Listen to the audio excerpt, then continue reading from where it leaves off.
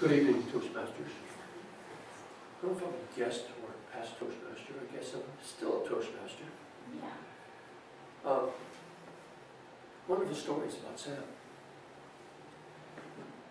I can relate to all of them. I first met Sam. I didn't meet Sam through the Toastmasters. I first encountered Sam through our church of St. Grayfield's Knights of Columbus, out in Knights of Columbus, and that's where I first met Sam. And didn't know him awful well. He was just one of the fellow knights, and we talked at good times. When I got to Toastmasters through another mutual friend, another Knights of Columbus, and we all remember Jesse Garcia. Jesse Garcia was the guy that picked me up and brought me here, so to speak. And the reason I was motivated to become a Toastmaster, I wanted to improve my speaking capability. Everybody, that's why you come here, right? You want to speak better, you have a message. You want to be able to tell somebody something, get your message across. And I had a special message that I wanted to tell people about. So I was motivated to come to Toastmasters. And Jesse Garcia was the guy who, I was talking about it, and he's the guy that said, oh, I know the place where you should be. And we came to Toastmasters. Most of you know my story about Toastmasters. Some of you were here, I guess. I'm one of the real fortunate people. I'm an organ recipient. I'm a heart transplant person. I got a new heart about 9 years ago. It'll be 10 in June. And I wanted to tell people about this wonderful program that we have in our country and how it works. And I was not a good speaker. Still not the best, but I've improved a lot because of Toastmasters.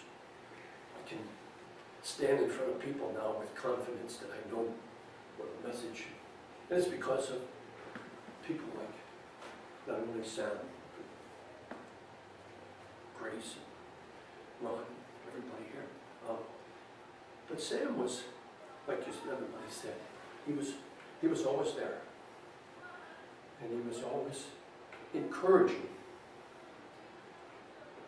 When I met him after a Toastmaster meeting or we were at church or something, he always had something to say to me. He was always encouraging me to keep on trying, you're doing better. Always positive throughout the years. And I think I became reasonably good at telling my message about donation. In fact, one of my things that I do is I speak at church every November. There's a special month, a month we call Donor Sabbath month, and our pastor at church allows me to get up in front of the congregation and talk up 3 minutes. They give me 3 minutes to talk about donation. And I have been doing that every year now. And this past November the 2nd, I think it was the 12th of November, was my turn again to go and speak at church, which I did. Sam always was there. He always was there. And a week or so after my little talk, he always had something to tell me. He always had something to say about it. In his wonderful manner, it was both positive and educational. A good thing that I did and what I did well, and what I can do to improve. And I really appreciated that. And that's what I really enjoyed about Sam. But this last November when I spoke, November the 12th at church, Sam wasn't there. And but Lee was. And I did my little thing and thought it went pretty well.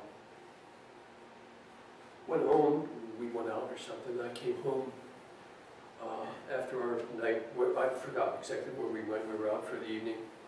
I came back, there was a message on the phone. And it was from Sam.